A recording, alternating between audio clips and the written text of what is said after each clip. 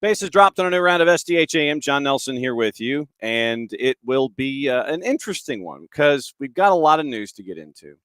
Got to recap what happened last weekend in Major League Soccer. KCD is going to help us out in about 10 minutes with that.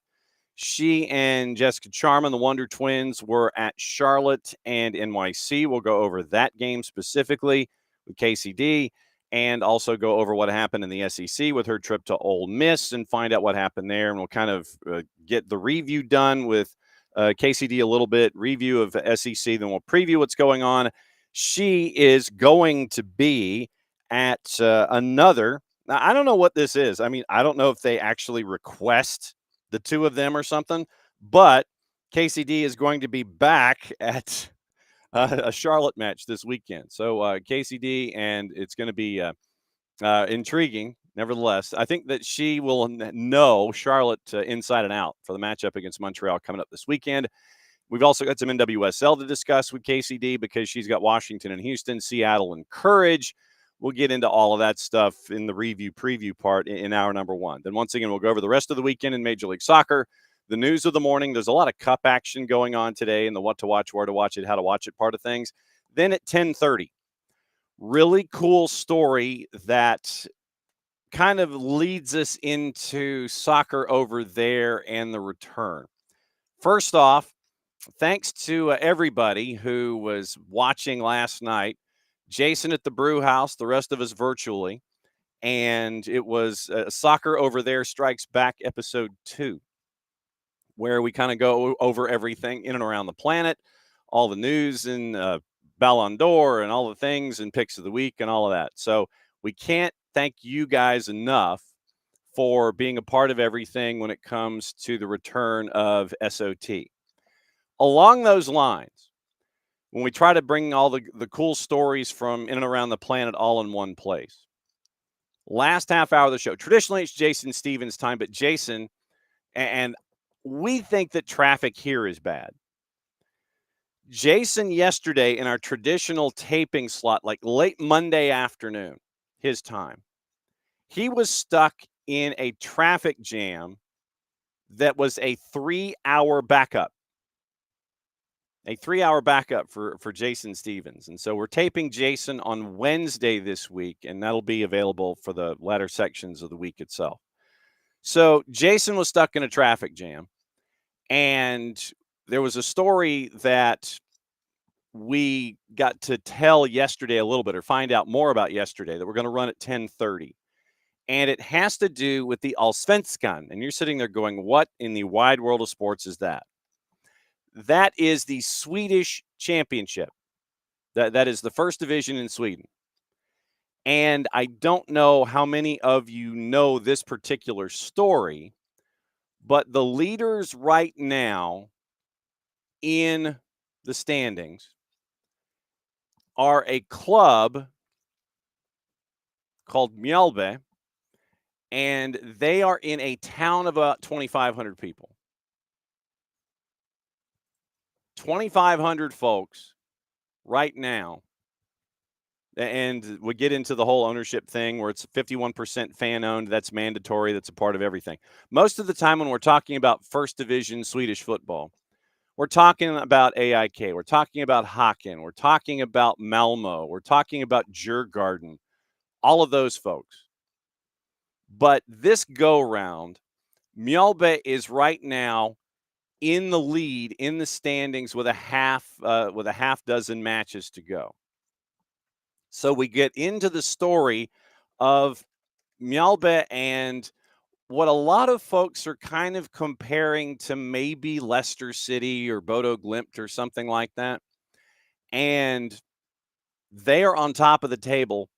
They are, I think it's 8 points clear with 6 matches to go. They finished 5th last season. And they are in it literally is a town of about 2,500 folks. And the township, county, however you want to phrase it, they're at about 20, I think, 17,500 folks.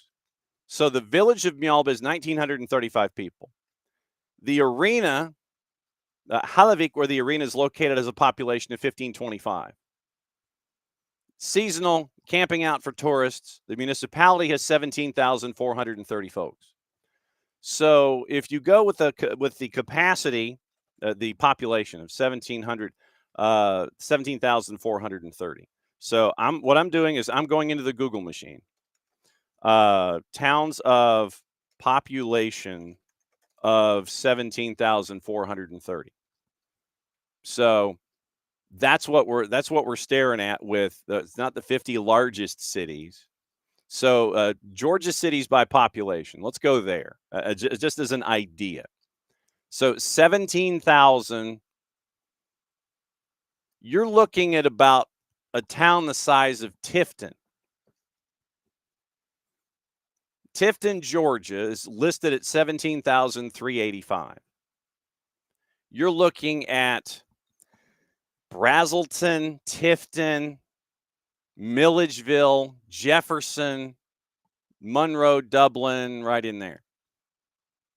I mean, Thomasville has a population of 18,604. The township of Mjallby, where Mjallby AIF is currently leading in the first division in Sweden, has a population of 17,430. So basically a little more, like 40 people more than Brazelton is the township where Mjallby is. And right now, with 6 matches to go, they're 8 points clear and are this close to winning the first division in Sweden. If they do, then they qualify for the qualifying stage of the Champions League, I believe. So we catch up with their manager, Anders Torstensson. We caught up with him after practice yesterday and before dinner. Last half hour of the show, we're going to play the interview that we had with Coach Torstensson, who's in his 3rd time there as manager of Mjallby AIF. So you want to talk Cinderellas, we've got one for you in Sweden, and we catch up with their head coach in the last half hour of the show. Mjallby AIF, Anders Torstensson is their head coach. He's with us in the final half hour of the show to break down the story of Mjallby AIF and how they are right now at the top of the first division in Sweden with 6 matches to go. So that's the show today. KCD coming up in a bit. We'll go through all the rest of Major League Soccer outside of what Casey covers, what Casey knows. We'll talk about NWSL with Casey. We'll talk about the SEC with Casey. Then we'll talk about the rest of the week in Major League Soccer, go through all the news, go through all the cups that are going on today, all the things to watch.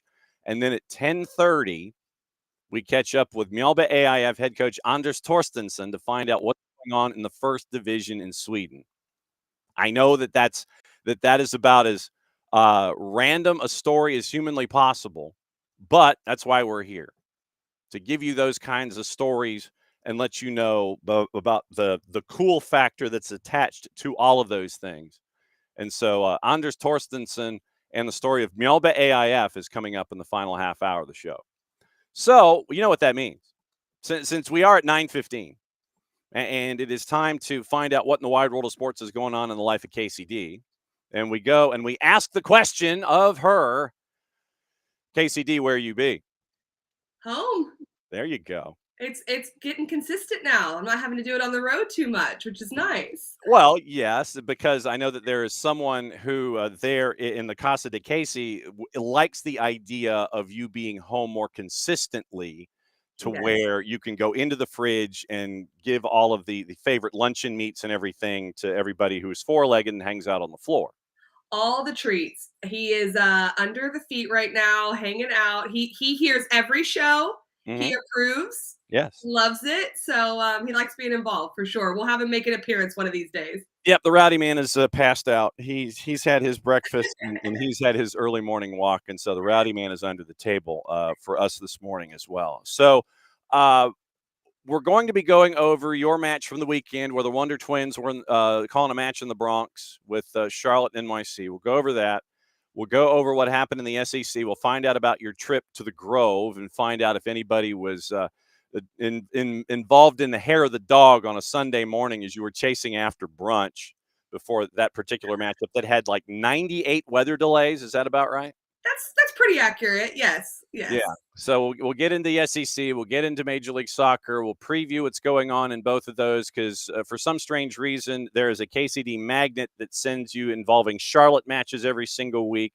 Apparently. And we'll talk about that, and we'll get into NWSL as well because you're very, very busy as always. Now, I want to start with Major League Soccer and what happened in the Bronx with Charlotte and NYC. My first question for you is, when was the last time you either saw a match either on television or were in person where you had a match that had 3 PKs? I can't remember the last time. That's a really good question because we were calling the game and we're absolutely surprised by that. Super rare, as we all know, that would occur. Yes. And so you end up with 3, 2 go NYC's way, and then there was an opportunity for the third one to go Charlotte's way. And this is the call that I wanted to play for everybody. Once again, it is the Wonder Twins hanging out, and they are calling this one. Here was the third PK attempt in this match. KCD and Jess Charman on the call, courtesy of our friends at Apple TV and Major League Soccer. No, I don't want it to renamed. I want you to hit play. Live wire on the left, curls the cross, headed away by Hack. Zaha goes to ground, and it will be our third penalty of the match. It's a treble of penalty kicks. Wilfred Zaha's magic draws the foul. Tavon Gray gets dispossessed there. He's surprised by it a little bit and stepping on the back heel of Zaha. So a little bit unfortunate for Gray.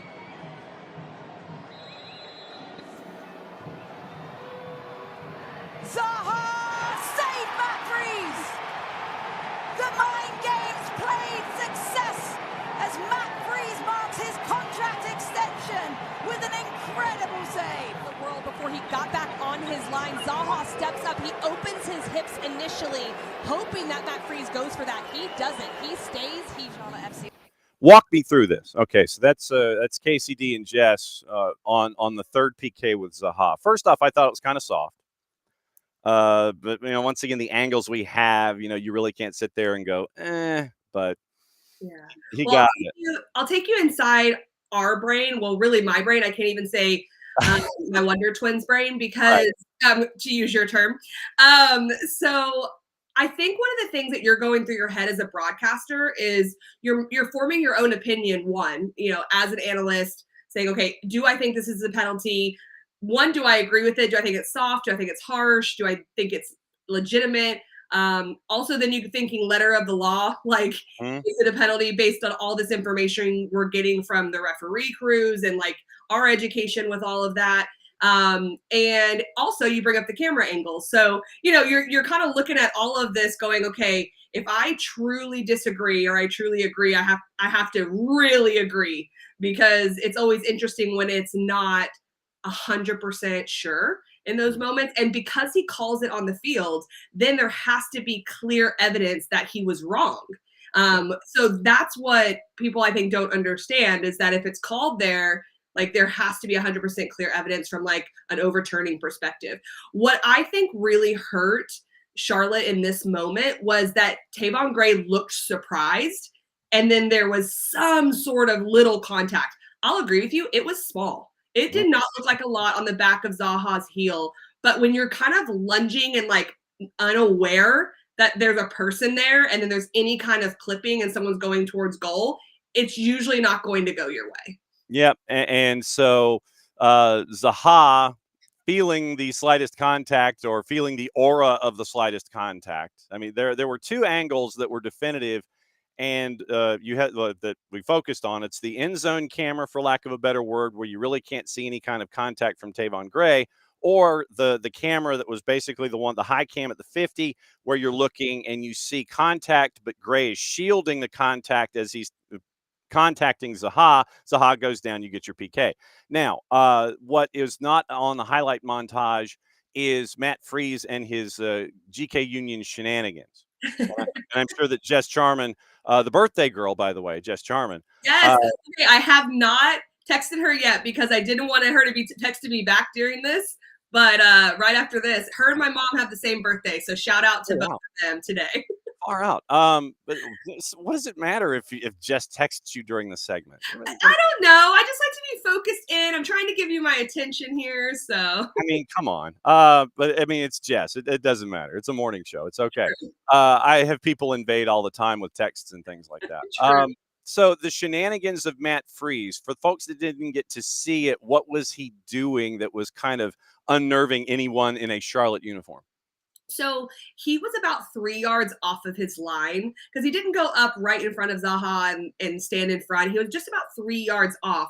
So what he did is kind of stood there. He was kind of pointing around, kind of looking side to side, just creating some havoc. It was for a penalty kick taker. It wasn't a calm environment at that point. You're trying to calm yourself. I took penalty kicks my whole career. And so like you're just trying to not focus on anything. You couldn't help but see that Matt Freese was getting a little closer and starting a little higher up. But what was really smart about what he did is he was close enough to his line that before any whistle went, he just stepped back. It would have taken me 5 steps with my legs. It took him like 1, to reestablish position. So his timing was perfect to be off the line, on the line, and then be able to dive from there. So it's funny with Jessica and I, because she was a goalkeeper. I'm an attacking player. And so we don't always agree. She loves pointing out the goalkeeping. I'm like, get on your line. But I actually thought this one was really well done by Matt Freese because it wasn't in your face. It was just a little bit clever, and it reestablished his position to make the save. Yeah, when you get into keeper shenanigans, I just have this vision of Jess off to you. I'm guessing your left shoulder, and Yes. Jess is wandering through everything in her brain, and she's either cheering Matt Freese on, or she's sitting there going, or she's wondering and processing what Matt Freese is trying to do all at the same time. So when it comes to keeper shenanigans, I mean, you've got the Emmy Martinez's, and how good a keeper in a PK situation is Matt Freese developing into, because it seems like it's almost Tim Melia like that, or Nick Raimondo like, where he is getting to that kind of a level in addressing PKs. It's hard to say. There's definitely some little things that you can do to make sure that you're better, but I believe that a goalkeeper in this moment, and even a kicker to a certain standpoint, is about mentality. Yes, there's technique in it. Yes, there's decision making and reading things, but you are trying to do whatever you can to get yourself ready to try to do almost the impossible. Because if we think about it, 12 yards out, players shouldn't miss, but we do. It happens all the time. Technique fails. I do think Matt Freese had a good moment in this, but I will say as well, it just wasn't a good penalty either. Like, it was not deceptive. Zaha wanted to be deceptive, but it just wasn't, and it didn't have the power. If you're not gonna send the keeper the wrong way, it didn't have the power or accuracy to get by him. So I think it was a combination of both. And Charlotte's win streak of 742 comes to a close. And right now, we'll get over into the standings in a bit as you get ready to preview Charlotte and Montreal, because that's where you're going this weekend to look at that one. There was another PK earlier that went to, I think, was it 95 minutes of review? And it was the second one, I believe, where there was a handball check. And I'm trying to find it. I think it was the second NYC PK where they really had to look at handball situation, and you thought it was an unfortunate call. What happened there? I did. I thought this was the most clear penalty, though, to be completely clear. I believe that this one should have been a penalty of all 3. Like, this one was most clear, but it's unfortunate because anyone that's played at the highest level knows how quickly that happens. You're taught to condense space on a shot. You're taught to jump at the ball if you're the closest player. Yes, he could have maybe kept his feet, all those types of things, but what you're judging in that moment is really hard because of the proximity to the ball as well. What really was Toklamati's undoing was the fact that it was in an unnatural position to jump. If both of his arms would have been like this, like he was jumping, that's different, but he had one close and one like this. So that's not how we jump. And basically, when you see that he extends his body, makes his body bigger, whether he did it consciously or not, I don't think he did with the proximity. It really doesn't matter because the goals become smaller. He has made himself bigger. I just think it's unfortunate because I have that player's view sometimes, but I don't think the call was wrong. Yeah, Charlotte with the loss, they are now part of the soup that is the Chase group in the Eastern Conference. They are at 53 points, 31 matches played, one more win than NYC. NYC is now at 53. They're jumping up in the pack. Messi and friends right now, 2 matches or 3 in hand, depending on who you're talking about. They're at 52. Orlando's at 51. Purple team's at 51 points. Nashville's at 50, 15 wins. Columbus is at 50 with 13 wins. So, yeah, the Chase group right now behind Philly and Cincy, 6 teams, 3 points, and a handful of matches to go. That's nuts. It really is. And the games in hand make it so difficult to predict how it's going to go, because you talk about New York City being in great form. Charlotte's obviously had their run. And then you've got Inter Miami right there. They've got a matchup tomorrow night with New York City. So that's a great matchup because of the top 4 race. But Philadelphia is looking better and better at being at the top, just because we're getting down to the wire here. But I love when playoff positioning is on the line, because I like seeing how coaches approach that type of moment throughout the season. All right. So last weekend in the colleges, like I said, we'll circle back into the preview section and get back into Major League Soccer and the SEC and the NWSL, considering that's where you're going this weekend. So back on the 21st, you got to go to Oxford. Actually, you got to go to Memphis and rent a car. Who are we kidding? I did. So 21st ranked Georgia goes to Ole Miss. Haley Gordon with 2. Brianna Rodriguez gets the 1 goal for Ole Miss. 4-1 win for Georgia. First, let's get into the travel aspect and go with 58 cents a mile to KCD. What was the experience like going from Memphis and getting into campus? Was anybody looking like they were kind of brown around the edges when you hit campus? So stick with me on this. I got into Memphis at 9:30 p.m. Mm-hmm. Stayed with a good friend. She hosted me there instead of going into Oxford, because there were no hotels within 30 miles because of football. So I could not get a place in Oxford. So that was unfortunate, because I wanted to go in the morning and walk around and report back into you. So by time I got to campus at 10:45 a.m., it was like dead. Like nobody was there. Went straight to the soccer fields. We had a 1 p.m. or so, we thought, Central kickoff. And I was with Kylan Mills. So she was our play-by-play. And we do the open. We're on camera. We're getting ready to go. And we see these people like in the booth with us, kind of like making faces a little bit. And we're like, we don't know what's going on, because we're concentrated on the camera. We're live on air. And we get told we're clear. And then they're like, 30-minute lightning delay. And we're like, are you kidding? This couldn't have happened 2 minutes ago before we got in the group. So we're like, okay, so we have to go back on air, tell everyone we're on a weather delay. This was an easy weather delay. It was like 30 minutes, 45 minute or 15-minute warm up. We got back to it, and we got back on air. Then we got about to halftime, and about an hour and a half delay after that. So we're trying to figure out our flights, because we have flights out that night. Kylan's on with travel. I'm at a point where I'm like, well, I could make it. I might not make it. So all that to say, she had to stay overnight. I made my flight because it was delayed, but then it said I was going to miss my connection back home. I was 3 gates away in Charlotte. I sprinted in heels. It was scary, and I made it by 30 seconds before they shut the door. And so I got home, but it was a day. It was the life of a broadcaster. It happened. So yes, airports with KCD. Where was the connecting flight where you were sprinting in heels? Charlotte. Luckily, well, sprint's a loose term. I say sprinting, running as fast as I could in my outfit from the broadcast. Right. But it was only 3 gates away, so that helped. Okay, yeah, 3 gates. Because I was trying to figure out, and this is something that I am not familiar with, so this is why I was asking. Having to move quickly, have your legs move as quickly as possible, wearing something that is not flat-soled. It's not great, and it's not something I ever do. Luckily, I was in pants, so that helps. And little heels, and I have never flown into Charlotte and not had to switch terminals. So I was very lucky in the fact that I was able to do that. Yeah, Douglas is a pain in the you-know-what sometimes, especially. It can be. Yeah, especially with your traveling flights. In the SEC last weekend, you got your handful of matches on Sunday. So you had Missouri lose at Kentucky. 24th ranked Oklahoma loses to 17th ranked Vanderbilt in Nashville. Macy Teeter had a goal in that one. LSU loses to number 5 Tennessee. Tennessee is now 8-1-1. Leah Klerman with the goal in that one for Tennessee. Ida Hermanstetir had the goal for LSU. Alabama and Texas apparently took the over. It was 4-3 in that one. Texas is 2-7-1 right now. They scored 3 second-half goals to try to keep up with UAT. Ava McDonald with a pair, Larkin Thomason with a pair. We mentioned Georgia and Ole Miss. South Carolina, Florida, a goalless draw.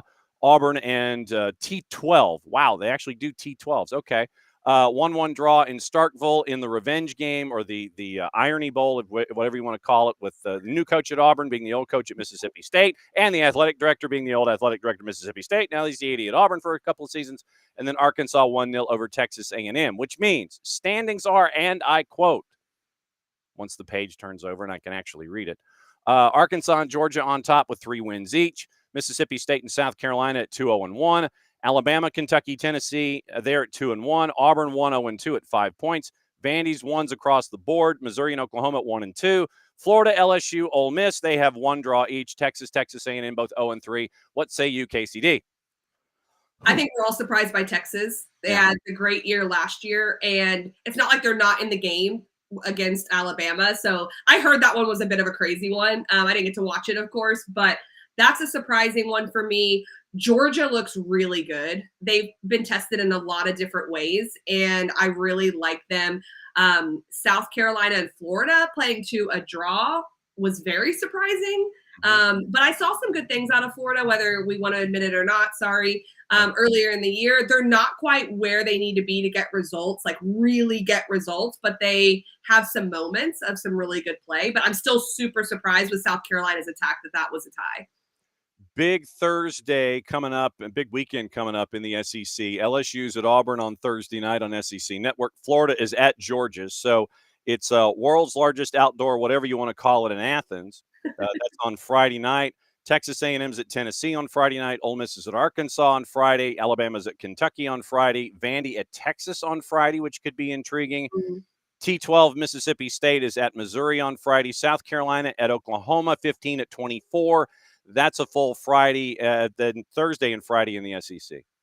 It is really busy, and I'll be interested to see, just because I've seen a lot of Georgia games this year, and it's a big weekend in Georgia, let's be honest, on all sports fronts. Right. But I'll be interested to see how they keep going through the SEC. They look good. They look great against Ole Miss. Ole Miss was outmatched. I mean, they actually started really well, but once the goal goes in, Georgia had possession. I think that Georgia can continue this form. I really do, because they've played really top competition and had to play a certain way. Then they've played teams that have sat in a little bit more on them, and they figured out how to pull them apart. So they're facing some different adversity and coming out on top. Charlotte and Montreal is where now, is this another Wonder Twins episode? It is, and we're on site in Charlotte. Okay, so you're at the bank on Saturday night, 7:40 kick, 7:30 airtime. Charlotte and Montreal. Charlotte obviously is a part of that alphabet soup that we just talked about. Montreal's kind of playing out the string and trying not to be yelled at by their owner in their own locker room. Life with Joey Saputo is always the box of chocolates. So Charlotte and Montreal playing out the string can be a spoiler. Charlotte obviously wants to use this as a get-right game. Let me look at the early juice boxes in this one. I would imagine that Charlotte is a massive favorite going in. Don't quote me yet as I sit here and hope that the computer behaves. It is Charlotte's a minus 182, so they are a prohibitive favorite. Montreal's basically a plus 400. Yeah, this prohibitive favorite, Charlotte, in this one. CF Montreal on that turf surface can get a little moody. They're used to playing on grass and more intimate surroundings. What are you looking at in this one?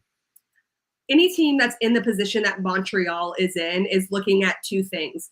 Like you said, play spoiler. That's one of them. Mm-hmm. The other is they are playing to secure themselves. Like, what are we going to be? And it's really hard to generate that at the end of the season for as long as Montreal's had to. So what's their individual performance look like? How do they build towards next year? It's hard to generate that, but the best locker rooms do. I'm not saying Montreal has, but that's teams in this position are looking at one of those two things to galvanize them to get through. For Charlotte, the streak's gone. That is off the table with the win streak. As a manager, of course you want a piece of history, but they have a piece of history. They're tied at the top with Seattle, and so they have that. disappointing not to get their 10th win. Mm-hmm. But sometimes it's just nice to get that off your shoulders a little bit, especially when you're looking at trying to win a championship. However, a win is critical for them because you don't want it to be a slide in the opposite direction. And sometimes when you haven't faced that, you have to think about it the week leading up. How do we get back to getting that positive result? So I think that's the focus this week, the mentality piece of getting back. They don't need to worry too much about tactics. Their tactics have been good and they've had really good finishing efficiency, except for this last week. Their in and around the box play on both ends let them down, and that's what had been going so well previously. So what was your conversation like with Dean Smith? So prior to the game, I haven't had one this week, but prior to the last game, Right. He was in a good place. He said he was, they want to go for that 10th win, but they also just want the 3 points as well because he wants to win trophies. And so they're trying to work up the standings. He's been happy with the box organization defensively. He's been happy with the finishing efficiency. And looking at some of the post-game things he said as well was that is the part that they just weren't able to figure out against New York City, was those types of pieces, and that wins and loses you games. So I do have a chance to talk to him on Thursday. I'm also going out to training on Friday and be able to speak to him a little bit after. So I'll be interested to see how much he talks about Montreal or how much he talks about them. And I have a sneaking suspicion it's going to be about them. What do they need to do to make sure that this isn't any kind of trap game and it puts them back on the path that they need? All right, NWSL, you've got a doubleheader coming up this weekend, right?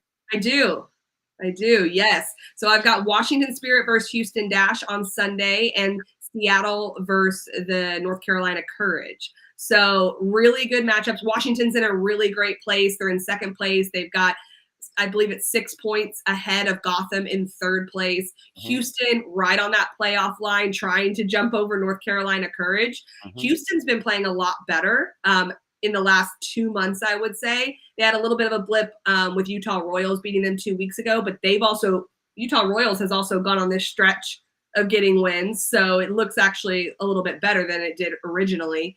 So that'll be big. And then Seattle Reign versus North Carolina Courage, only 2 points separating them. They're in those last 3 playoff spots with Houston trying to get in. So 3 points is critical. The Current clinched the title for the regular season with 5 matches left. 16 points clear of Washington Spirit. Kansas City's at 53 points, 17-2-2. They have not lost at home this season, 8-0-2, 9-2-0 on the road. They've only allowed, and this is something that didn't register with me until I'm just staring at it, they have a goal difference of plus 30. They have only given up 10 goals in 21 matches this year. How insane is this that we're seeing from Kansas City, and are we taking it for granted?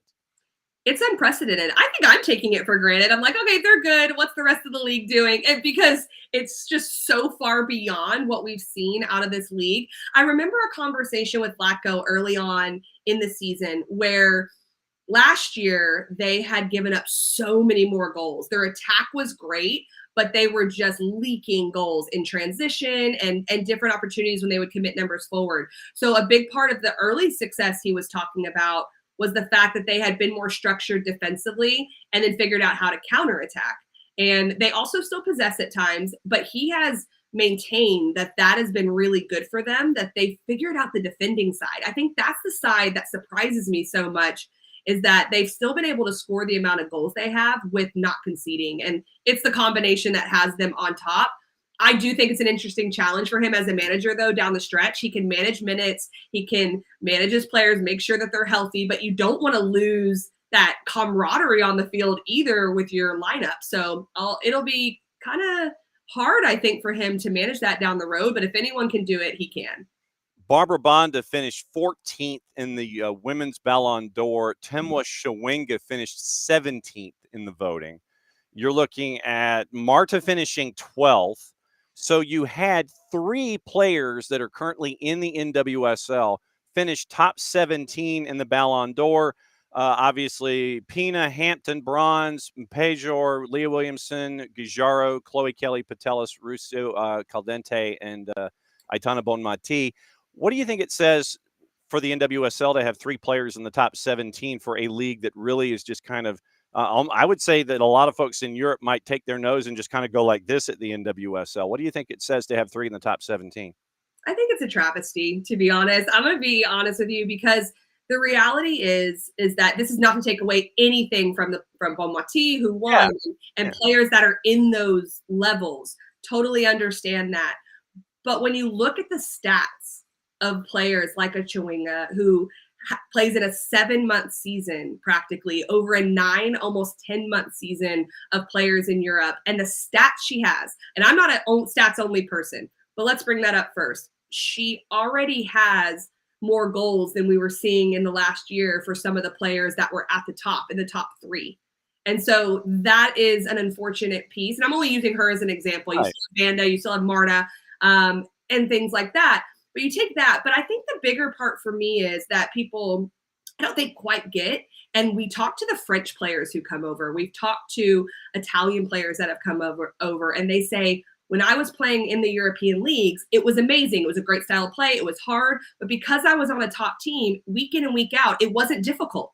Not every game was hard. And I think that's what people take for granted in the NWSL, is the parity of the league, and how you got a Utah Royals team who can beat anyone, maybe not Kansas City right now, but anyone else. And so to perform like some of those players are performing in a league with that parity, I don't think it's quite respected enough. Yes, you got to take into account the Euros. You've got to take into account other world events and Champions League and things like that we're not a part of.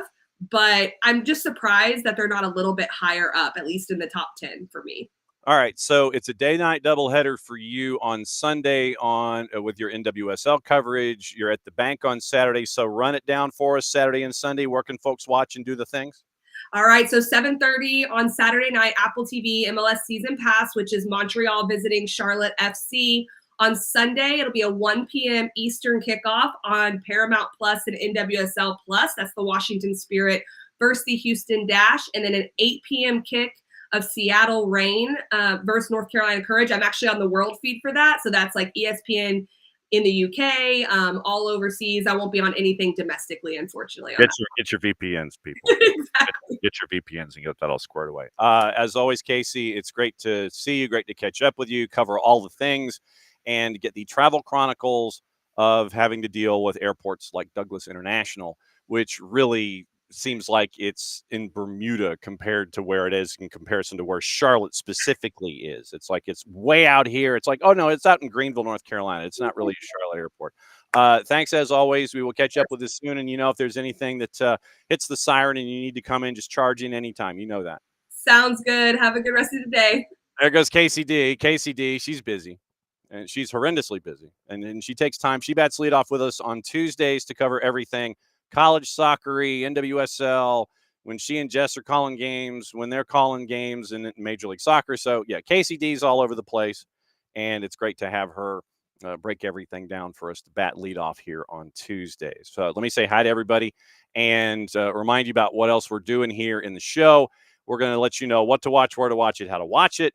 There's some AM news to get into. There's always the transfer talk to get into overseas. And it appears Sergi Busquets might be hanging him up at the end of this season. Nothing official yet, but it's leaning that way. So that does help out your DP situation. That's probably the Rodrigo DePaul swap for your DP situation with Messi and friends. And so that's you keep an eye on that. But my guess is Busquets out, Rodrigo DePaul in, and your DP stay the same. Although I'm still just going to go ahead and say that they should just go ahead and expand to the 4 DPs and get it over with. So all the news, all the things, all the comments, all the stuff. We'll talk about Major League Soccer and what happened in the weekend and the matchups that were not KCDs or Atlanta United. If there's anything else Atlanta United on your mind, go ahead and drop it in the comments, and we'll talk about it in the Twitch pitch as we go here on a Tuesday. Then, once again, 10:30, it's like the wide world of sports. And it is a chance for us to go to Mjallby, Sweden, and we find out about Cinderella in the Allsvenskan. Right now, 8 points clear, 6 matches to go. Mjallby is a township the size of Tifton. And they are in the process of winning the first division in Sweden. We catch up with their head coach, coming up at 10:30. It was a really cool conversation that we got to have yesterday while Anders Torstensson was having dinner, or about ready to anyway. He's from practice. He was done with practice. He was at home. We caught up with him just before the dinner hour, so we catch up and find out the magic of Mjallby in what's going on in Sweden in the first division. That's coming up at 10:30. So the rest of the week, where's my grid? Okay, so the rest of the week as we know it. Tomorrow, obviously, we'll get you squared away with Atlanta United 2 and Chattanooga FC. We are efforting Chris Nugent, the head coach of Chattanooga FC. We will be catching up with Jose Silva and a player to be named later. Let me see if we can figure out who this player to be named later is. Give me a second, and I can tell you. It will be Javi Armas, because Javi Armas has cleared 50 matches with Atlanta United 2. And so it'll be Jose Silva, Javi Armas. We're catching up with them. You will hear those interviews tomorrow, getting ready for the Twos and Chattanooga FC in a must-win, gotta have it kind of a thing. 3 matches to go. This is the match in hand tomorrow night at the Fraction. It is the regular season home finale for Atlanta United 2. Gotta have the win to keep the beat. Just keep winning. That's the philosophy. Keep winning if you're Atlanta United 2. You keep winning, you keep the pace, you beat Chattanooga FC at the Fraction tomorrow night. You are 1 point out of the 8th spot with 2 matches to go. Road trip to Chicago this weekend. That will be on Sunday on the network. And then the regular season finale, Decision Day, October 5th, Fort Finley, the reverse fixture with Chattanooga FC. We'll have that one for you. I'll be on the call for that one because Jason is headed out to Los Angeles. I believe that's the LA trip. And so Jason will be out in Los Angeles. Maddie will be at the 92.9 The Game studios getting ready for that match. I'll be in Chattanooga for Decision Day. Gabe Schrei will be on the Chattanooga call. I will be on our call on the network. We'll see if we can get some crossover going with Gabe during the broadcast, maybe at halftime, maybe pregame, something like that. Maybe we do some kind of a dual broadcast kind of a thing, so where we're both on each other's broadcast simultaneously. But we'll figure something out. Gabe has been warned now officially. So that's the rundown for the Twos.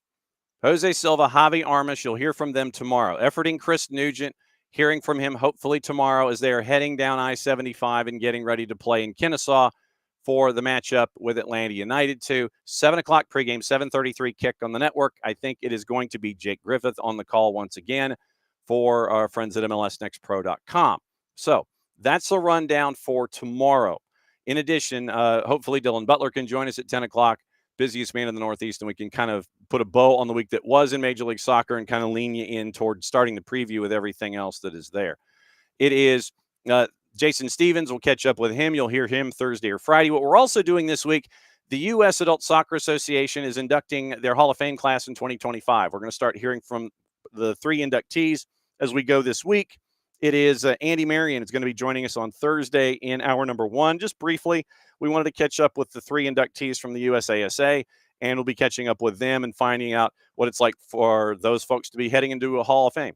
So we'll catch up with the inductees of the 2025 USASA Hall of Fame as well. I believe that's in Chicago Thursday night, if I'm not mistaken. So hopefully catching up with folks as they get ready for their breakfasts on Thursday and find out what's going on in their worlds as they are inducted in Halls of Fame. So we'll catch up with the USASA as well, and Nino and Nico, and we have all the club and the cup competitions going on in South America, Libertadores, Sudamericana. You'll have a new episode of Howard Hamilton's Copa Libertadores show coming up later today, and all of that goes on the network. Set your notifications and so on. Friday, hopefully we get to catch up with our friends from Beyond Goals Mentoring at 9:30. 10 o'clock is our guest from Major League Soccer and Apple TV, where we break down the matchup that individual's calling. And we roll through whatever else is going on. And if Danny Higginbotham wants to talk about fantasy football again, he can certainly do that. So that's where we are. All right. So that's the rundown for the week as of right now. Those are all the moving parts. That's where we are right now with SDH. Once again, soccerdownhere.mixler.com for all of our live events. Also, soccerdownhere.net. You go to our website homepage, click on the Listen tab. And when we have something live, you'll know because there'll be like a red flashing light, and you just go into that particular section, the Listen tab, and you can listen to the live broadcast of whatever we're broadcasting. So there you go. All right, let me go through the rest of the promos here, and we will get you into the rest of the weekend that was and all the news of the morning and all that kind of stuff before we catch up with Anders Torstensson, the head coach at Mjallby, at 10:30 Eastern time. Okay. Fanatis, fntz.co/soccer down here. What you can do is you can help out Fanatis as a streaming service and add it to your list of streaming services. You can help us out a little bit when you do go the fntz.co/soccer down here route, and you can help yourself out with all of the other leagues and games and cups and everything that they are broadcasting. Just to give you an idea right now, it is let's see, Super Football, the morning show at Tayse. That's going on right now. They on BN, they have the Premier Paddle Circuit. They are in Germany, and so all the BNs paddle, and PADEL is how it is spelled in this particular circuit. I mean, we know that it's like paddle tennis, PADDLE. Professional circuit, they call it PADEL, I guess, so that way they can get the trademark on it. You can also get Liga 1 Max, Liga 1, all the BNs, Tayse, Gold TV in English and Spanish. TVV has been added, so you can add TVV to your stacks as well in a separate package. You can also go a Nuestro Telesitio for the fans, Liga 1, Liga 1 Max Pro, Copa Libertadores, Sudamericana, the LPF, the Uruguayan League. It is at Tigo Sports, Canal 4, CATV, all of those at Fanatis, fntz.co/soccer down here. And like I said, Tayse is running their morning show right now. Also, once again, you can get your Soccer for Good jersey at Olive and York. It's the navy jersey with the floppy collar, very 80s. And it is thanks to our friends at Kaiser Permanente. Couldn't do anything here at SDH without them. They're on the front, Beyond Goals, Soccer for Good on the sleeves. And you can have your personalization either in white or Columbia blue, double blue, light blue, whatever you want to call it, Tar Heel blue. You can have that done as well and consult Alex and Abby to find out which personalization is better for you.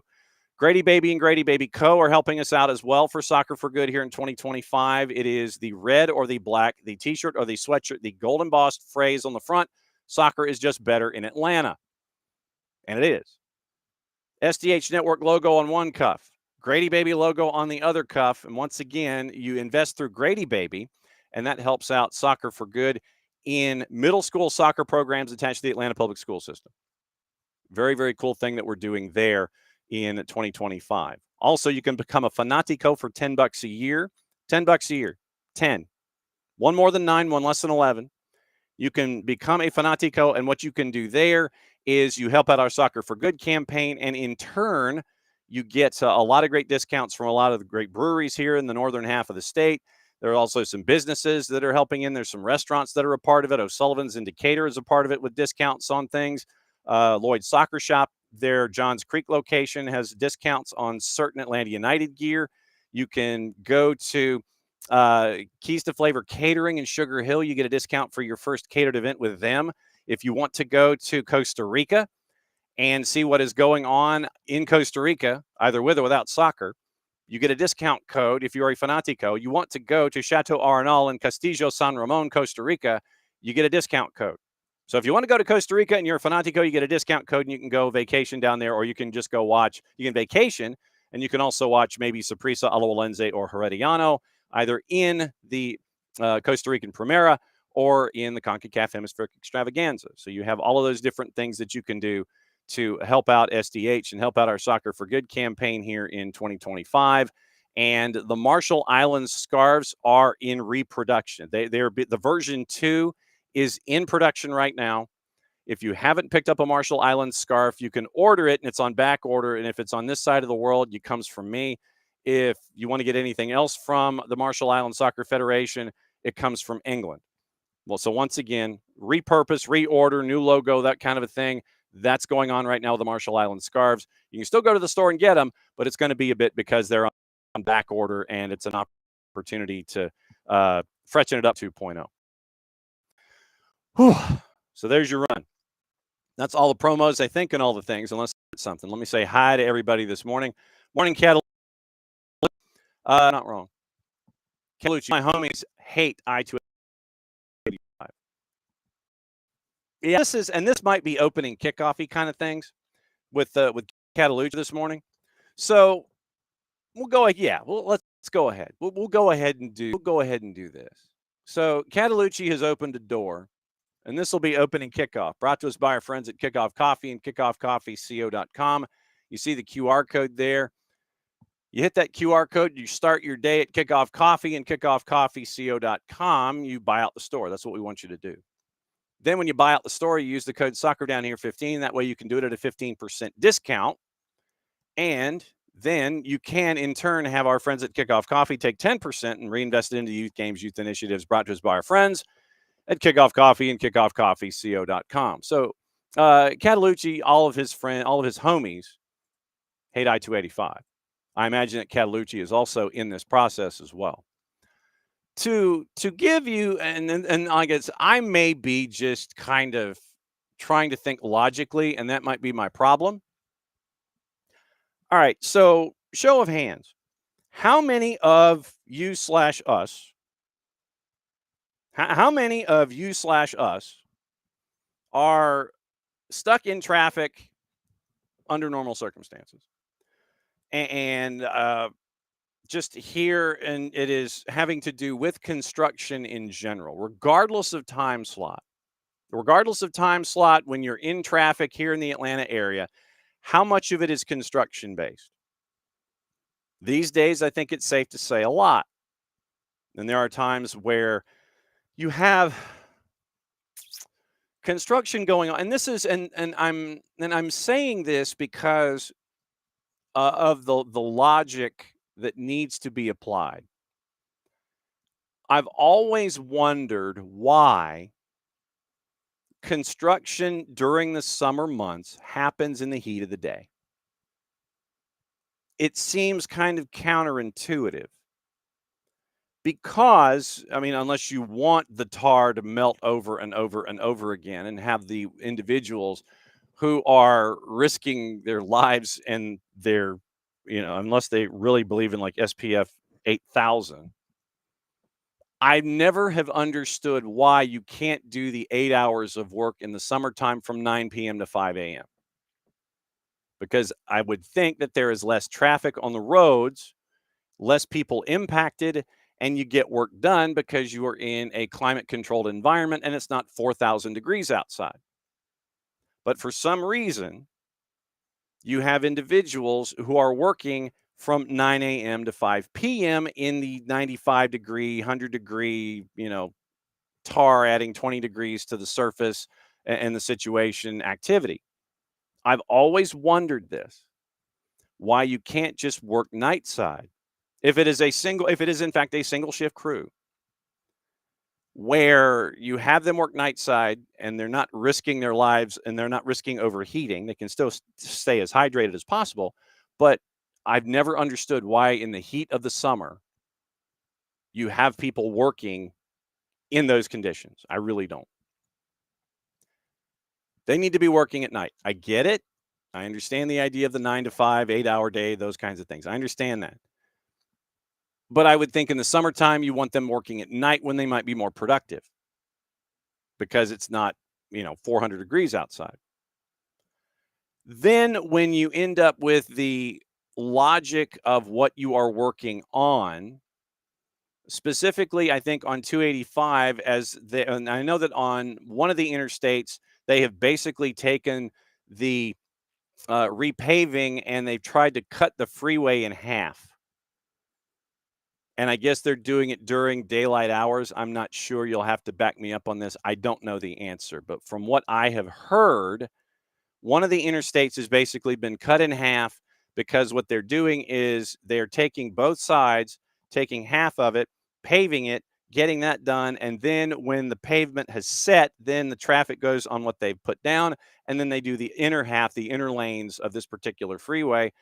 And I think it's being done late at night. So that might be a bit of a saving grace, but you're having, and because this happened Friday night when I was coming back from high school football, downtown Atlanta, they cut down to half the lanes when 75 and 85 merge and you have the downtown connector. They cut those lanes in half. Basically, you went from 7 lanes to 3 southbound late night Friday on a weekend. And this is the other part of this.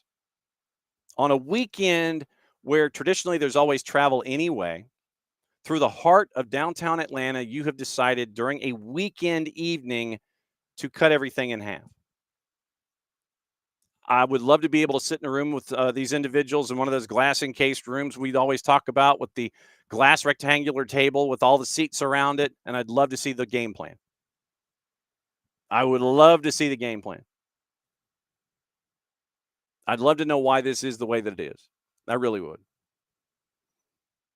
But construction during daylight hours in the summer always gets to me. And then construction during prime travel hours always gets to me.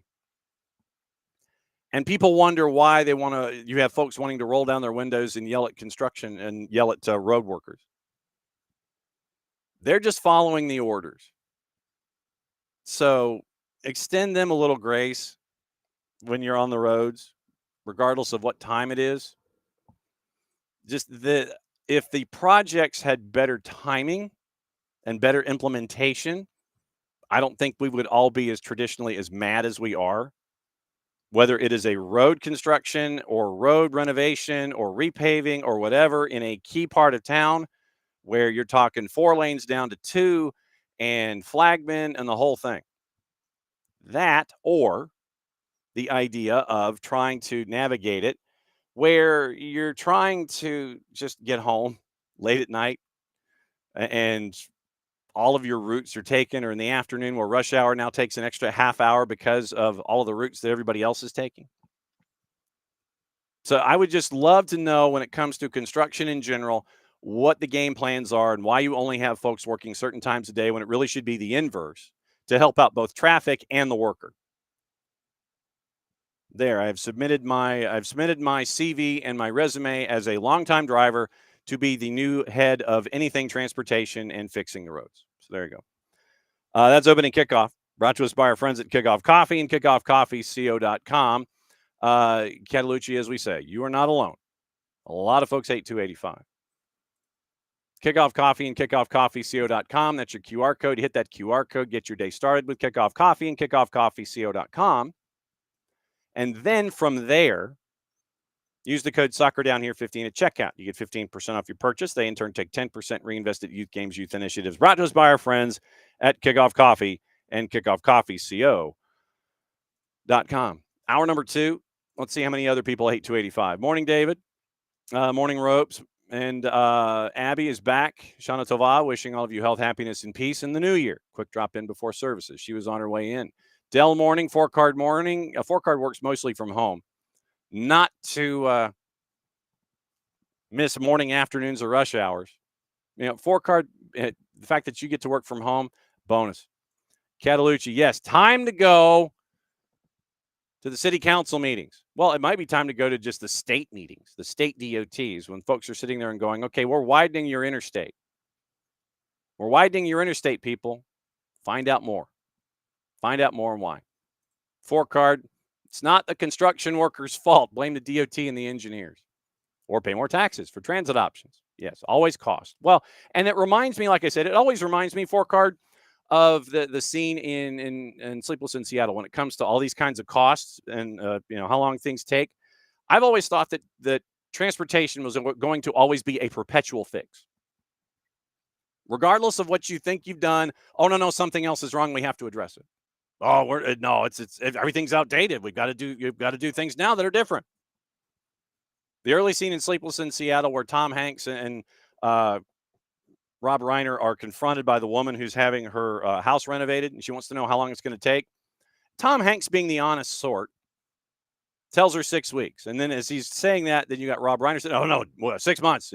We got too much. So that's 6 months. We got a lot of stuff here. We're finding something, all that.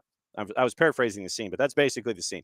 I always take that scene and apply it to all of these projects that we always see, because you'll have the one person in the room that will sit there and be like Tom Hanks, to sit there and go, yeah, he'll give you that individual will give you the genuine time frame to complete a project. Then there'll always be somebody else who's going to sit there and think about the bureaucracy on the whole and go, well, no. It's going to be this much longer because of all this, and this. So that's the yin and the yang that I always reference in my head when it comes to looking at road projects and construction and things like that. the building of buildings, all of the skyscrapers, the whole schmear. So that's my reference point, is that scene in Sleepless in Seattle. So yes, cost and making sure that the contract that you sign gets maximized out to the level that you signed it. And then you sit there and you go, well, we got to work on this. We got to work on this now too. We got to work on this.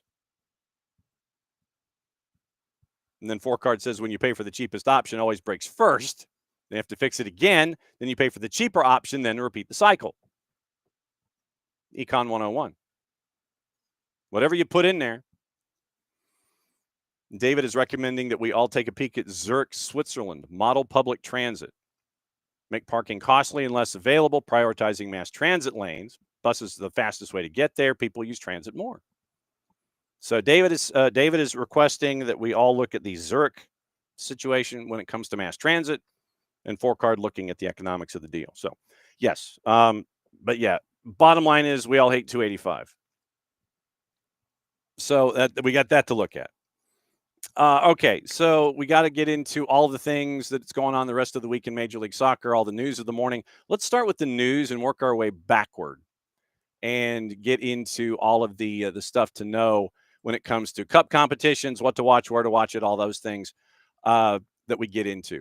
It looks like Noni Madueke is out 2 months with a knee injury. This came out this morning with the news from Arteta sustained the injury in the 1-1 draw with Manchester City. Havertz and Ødegaard already out. Now Noni Madueke is injured.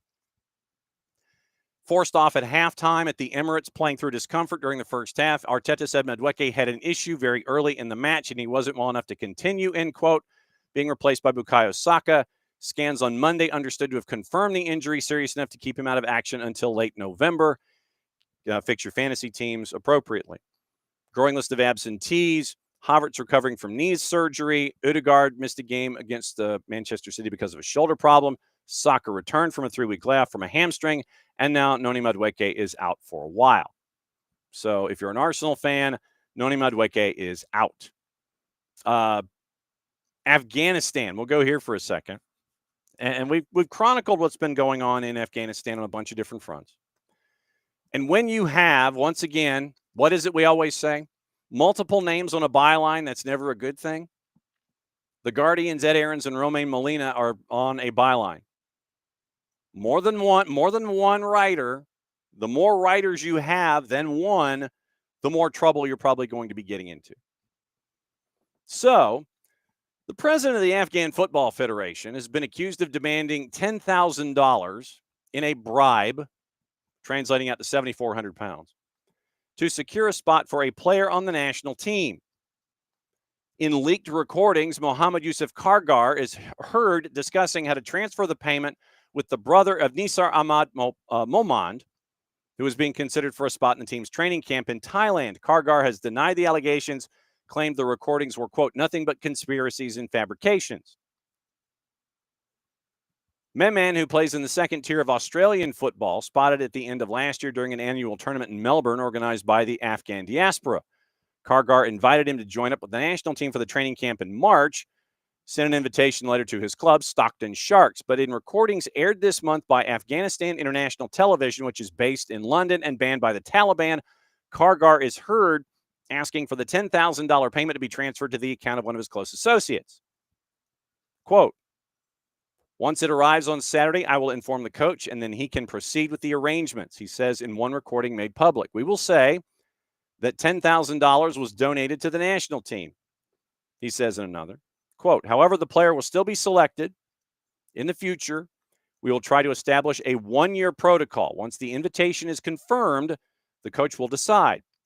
You know, for the match against Myanmar, it won't be possible, but for the game against Syria in June, we will register him early so he's fixed in the lineup, end quote. In the third recording, Kargar, president of the AFF since 2019, appears to accept a reduced fee that he says will cover visa costs for the trip to Thailand. Quote, okay, no problem. I'd said 10,000, you said 5,000. Add another 1,500 on top because we need it for the visa. We need the money here. It won't help us in Thailand. If we don't have the money, how can we go to Thailand? Kargar acknowledged on the Afghan television channel Ariana last week that it is his voice that can be heard in the recordings. However, he said he had been attempting to negotiate a new sponsorship deal with a man he had met in Australia, quote, whose name I did not even know. I don't know if that's necessarily a good thing. It's like I'm trying to orchestrate a new deal, but I don't know dude's name. I don't know dude's name.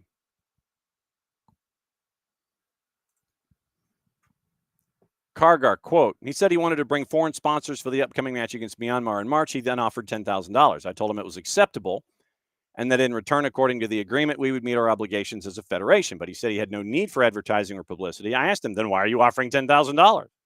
He replied, because I want my brother to be included in the national team. I made it very clear, and this is Kargar continuing, I made it very clear that this was impossible since the national team has a head coach and only the coach can select players, not the federation. He then suggested sending his brother to the training camp in Thailand. I told him that he first must send his brother's CV to the coach. If the coach accepted, then he could join, but the cost would have to be covered by him personally. Kargar also said he had never seen this player, despite posing for a picture with him during the tournament in Melbourne. Several other inconsistencies, according to Aarons and Molina, in his explanation have also been pointed out, including the fact he asks for the payment to be made via a money exchange rather than the AFF's bank account. This raises serious doubts about the transparency and legitimacy of the process, said one source who did not want to be named. Kargar did not respond to questions from The Guardian. FIFA spokesperson asked if the governing body would be investigating the allegations. As a general rule, judicial bodies do not comment on whether investigations are underway into alleged cases. It's not the first time Kargar has faced allegations of corruption. He's denied accusations of fixing 2 matches during an international men's tournament in 2008 in Malaysia. It's also been alleged several AFF staff have not been paid their salaries for the past 3 years. Term as president was due to end this year, but FIFA has confirmed it has been extended till the end of January 26 for unspecified reasons. So keep an eye on what's going on in Afghanistan. Villa news. Monchi poised to leave winless Aston Villa in a blow to Unai Emery. The president of football operations wants to return to Spain. He joined Aston Villa in July of 23. And they apparently, as of this morning, according to David Ornstein, have now reached a deal to appoint Roberto Olabe as Monchi's replacement. They're in advanced negotiations following news of Monchi's exit. Olabe was on Villa's radar before they hired Monchi and has also been considered by clubs like Arsenal and Real Madrid, which now brings up the question of Aston Villa and Unai Emery. How itchy is Unai Emery? Because now the guy that he brought in to be president of football ops is gone. And Unai Emery was still looking to try and get reinforcements, but he hasn't been able to. Villa has recruitment challenges owing to FFP imposed by the Premier League and UEFA in July. Villa were fined £9.5 million by UEFA for breaching rules. According to Ezri Konsa, Villa was killed by spending rules in the transfer window. Crazy, we're going to have to deal with what we got. That was Ezri Konsa's quote. Paid out 1 major fee, $30.5 million to Nice for Evan Guessand, and made only 4 further first-team additions. Say that 10 times fast. Bezo, Lindelof, Harvey Elliott, Jadon Sancho. And they were open, remember, to selling Emi Martinez. Only there wasn't a buyer. Well, actually, there was, but not to the price that they wanted. And they moved Jacob Ramsey to Newcastle, despite Unai Emery preferring to keep him. As a homegrown player, Ramsey counted as pure profit on the books. Wage to revenue ratio, which was at 96% in 23-24, according to Deloitte. Club got fined on July 4th for a breach of the squad cost ratio rules, warned they could face competitive restrictions if they didn't have a positive transfer balance by the end of the window. And then Konsa was asked about it back at the camp that was lined up in July and August. And so Ezri Konsa came forward and he's like, we got to do it with what we got. So if you're a Villa fan, sorry, Pars, you got to do it the way you came in. And so also it looks like Graham Potter has received a stay for the moment. And if Nuno, if it gets to the point to where Graham Potter is to be removed by the front office of West Ham, it might be Slaven Bilic because, frankly, Slaven Bilic would be more economically feasible than it would be to bring in Nuno. In translation, they could afford Bilic and not necessarily afford Nuno. So there's that to hang on to. Diego Simeone facing a ban after what happened at Anfield, getting that red card. The AIF is expected to impose a one-match ban on Simeone, charged with unsporting conduct by UEFA after that red last week. Likely to receive the one-match touchline ban for clashing with home fans at Anfield after Van Dijk's late winner. Governing body has the power to increase the punishment. Disciplinary proceedings have also been instigated against Liverpool for the alleged throwing of objects by members of the crowd, which was the 3-2 win for Liverpool. UEFA added no update at this point on whether the investigation would also follow into allegations that Atletico's club nutritionist David Lagos spat at home supporters in the fracas that led to the sending off. And the Times has created a GIF of that moment. Spanish clubs say they would conduct their own inquiry into the matter. Simeone clashed with home supporters sitting behind the away dugout, dismissed by the Italian referee Maurizio Mariani after exchanging words with fans. Later claimed he'd been insulted throughout the match. Remember, at the time he said, quote, when they scored the third goal, he, meaning the supporter, turned around and insulted me. When I turned around, I'm a person and I'm human. Not going to get into the exact nature of the insults. Don't want to get involved with that. I've got to stay in my place. I know what went on behind the manager's bench. And then that was when the individual that was pointed at the Liverpool supporter actually went on social media to explain his side of things as well. Isak poised to step up his quest for match sharpness, featuring in the Gummy Bear Cup third round tie today against Southampton. Arne Slot has said he will name a, quote, completely changed lineup, end quote, for the game against Southampton, Liverpool began Saturday's win over Everton on the bench, meaning Isak looking likely to come in the first 11. So we have Gummy Bear Cup to look at today. We'll go over those juice boxes coming up in a bit. Do you see this with Marcus Rashford? Don't be late. 2 minutes late to a pre-match session, came off the bench in the win against Getafe. But Marcus Rashford was dropped after being 2 minutes late to a pre-match meeting, according to reports in Spain. 3 days after scoring the brace against Newcastle in Champions League. Sorry, Alex. Dropped to the bench for arriving late to a team meeting Sunday morning as they gathered for a light session before the match at the Stade Johan Cruyff. Brought in the 46th minute, sat out the first half. He arrived at 9:32 a.m. for the team meeting on Sunday morning. Hansi Flick has imposed strict rules on players being on time. Those failing to fulfill the standards dropped from the team regardless of their squad status. Jules Koundé twice, and Iñaki Peña left out of the past. Well, Rafinha was dropped to the bench last week for their 6-0 win over Valencia. Came on and scored twice.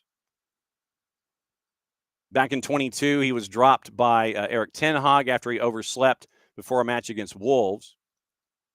Introduced at halftime, got the winning goal. He admitted at the time he overslept back in December 22, so it's not the first time that he has overslept. Barcelona have the option to sign Rashford permanently in the summer for a fee of about £26 million. Barcelona's next match is away to Real Oviedo in La Liga on Thursday.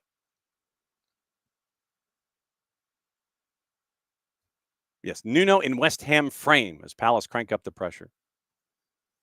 And so, let's see. And then we mentioned the Atletico staff member.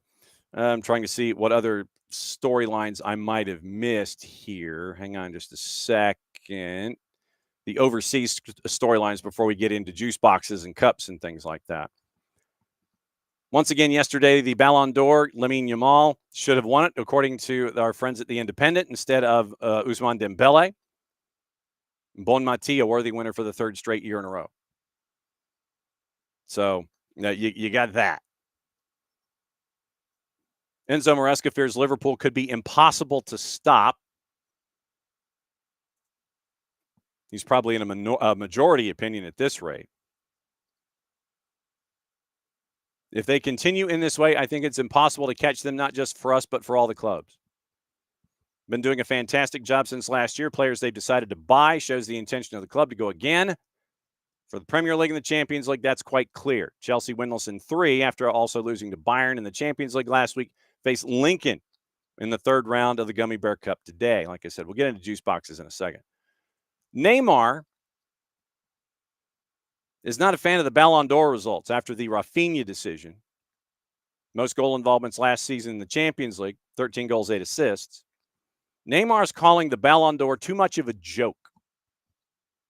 Criticized the final rankings of Rafinha's 5th place finish. Dembele, Yamal, Vitinha, Salah, Rafinha is your top 5.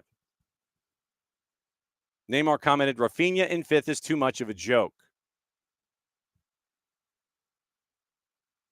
And the amount of time that we have spent discussing what Neymar thinks about the Ballon d'Or is probably too much. All right, let's get into juice boxes and what to watch, where to watch it, how to watch it, all the things.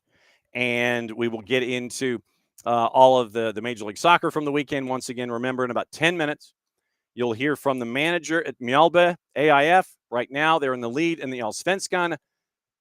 Size of Tifton, Georgia. Right now, they're on top of the league. If they win the league, they go into qualifying for Champions League. So we caught up with their manager, and we get to hear from Anders Torstensson and find out what's going on at Mjallby, get a bit of an education about the town, the township, all the things. And it's going to be it was a fun conversation to have, and we can't wait to share it with you coming up here in about 10 minutes. So juice boxes. Juice boxes on Gummy Bear Cup and all the things that are going on today. There are a lot of let's say wide margins. Let's put it that way. You got 8 matches today. You've got 4 more tomorrow.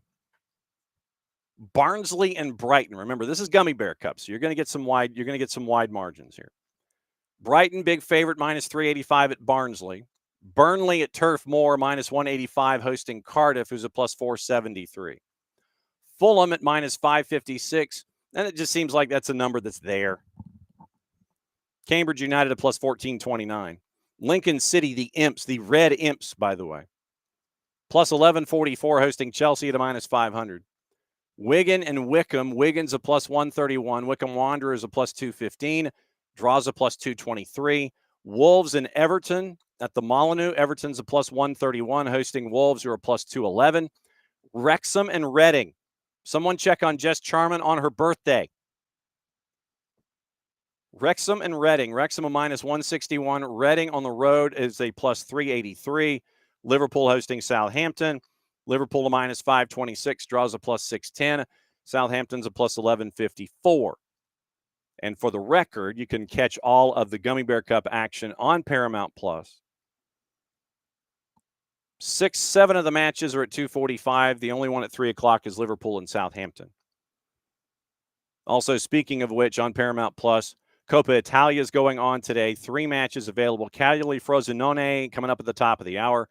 Udinese Palermo at 12:30, and Milan and Lecce is on at 3. Scottish Premiership, Falkirk and Hibs, who's making an early statement, that's on at 2:45.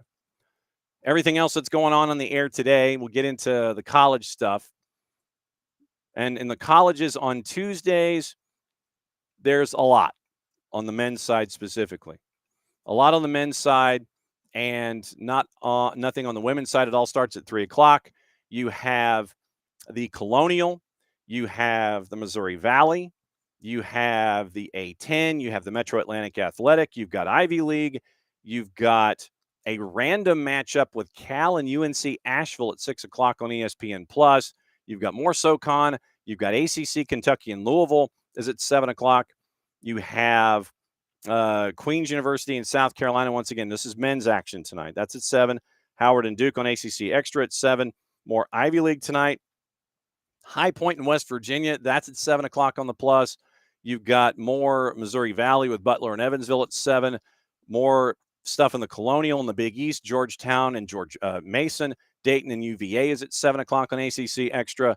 And it is Air Force and Navy at 7 o'clock on the Plus.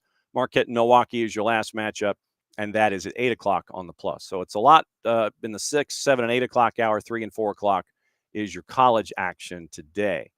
Also on the board, it is Bien en Español simulcasting Ligue 2 at 2:30. Copa excuse me. Hydration. Copa Libertadores at 6 with Racing Club and Vélez Sarsfield. We'll get into those juice boxes coming up here in a bit with Libertadores and Sudamericana. And also it is I lost my page. Okay. Sudamericana, Fluminense, and Lanús. It's the reverse fixture here. It's the second leg. Remember, Marcelino Moreno scored the goal late for Lanús to give them the 1-0 lead in the composite, the aggregate, going to Fluminense tonight at 8:30. That's probably going to be your must-watch. That's on BN. Wolves and Everton is on CBS Sports Network at 2:45. La Liga has Levante Real Madrid at 3:30. BN en Español simulcasting Ligue de Libertadores and Sudamericana. ESPN Deportes in La Liga, Athletic Club Girona, followed by Levante and Real Madrid at 1 and 3:30. Liga MX, Suarez and Pumas at 11 o'clock on Fox Deportes. Gold TV, probably with our buddy Nino Torres. We'll talk to him tomorrow about Portugal and South America and all the things. Benfica Rio Ave is at 3:15. Tuda N has Puebla Pachuca at 9. ESPN Plus has the 4 matches in La Liga, 2 at 1, 1 at 3:20, 1 at 3:30. Fox Soccer Plus, CONCACAF Caribbean Cup, Juve and Cibao at 8. We mentioned everything on Paramount Plus. Peacock simulcasting Chivas and Necaxa at 9. Frauen Bundesliga at noon. Bayern and Freiburg. That is on the women's side, and that is on DAZN USA. Now, Libertadores and Sudamericana. Libertadores today, just the one match, 6 o'clock, Racing Club and Vélez Sarsfield. Racing Club is favored at a plus 129. This is the matchup, not the composite, just today. Racing Club favored against Vélez Sarsfield at home at a plus 129. Vélez Sarsfield is a plus 249. Last time out of the blocks, it was in leg 1. You had Racing Club win over Vélez Sarsfield at Vélez by a 1-0 score. So that's the only Libertadores action going on today. You've got one more tomorrow. Palmeiras and River Plate, lock out the clock. That's at 8:30. That's the one you watch. And then 2 more on the 25th, which is Thursday. Sao Paulo, Liga de Quito, and Estudiantes and Flamengo. So Palmeiras and River Plate is tomorrow. Racing Club, Vélez Sarsfield is tonight. In Libertadores, in Sudamericana, and once again, you'll have a new Libertadores episode coming from Howard Hamilton later this morning. Today, Fluminense and Lanús is Sudamericana. That's at minus 161 for Fluminense. Lanús is a plus 523 on the road, but remember, they got the 1-0 lead. They have the 1-0 lead in that one. So keep an eye out for that for Sudamericana and Libertadores. Remember what happened this past weekend in Major League Soccer. We'll go over the standings here as well. We got to catch up with KCD with her call with Jess. NYC's 2-0 win over Charlotte. Philly beat New England 1-0. Columbus and Toronto 1-1 draw. Miami 3-2 win over DC United. Took them a while. DC United, you figured Miami was a heavy favorite in this one. No surprise. But it took a while. You get to the end of it all. And Allende scored in the 35th, 1-0 at the break. Benteke scored in the 53rd, and then they were tied. Messi scored his brace in 19 minutes, 66 and 85. It's 3-1. Morel scores at 90 plus 7, 3-2 your final. So if you had Messi and you captained him, I think you did pretty good.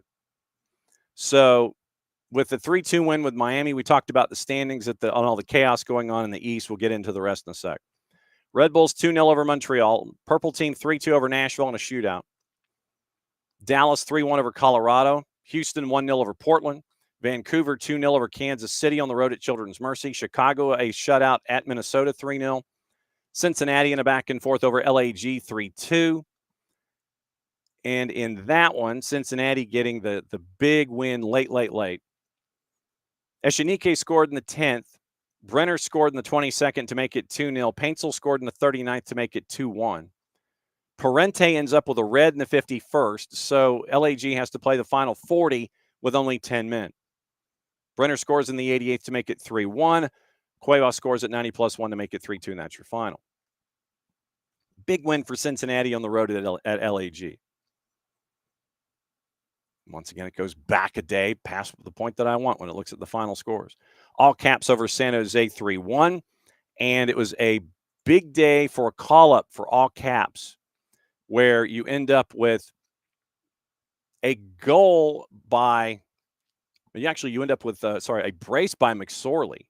And he was a call-up from All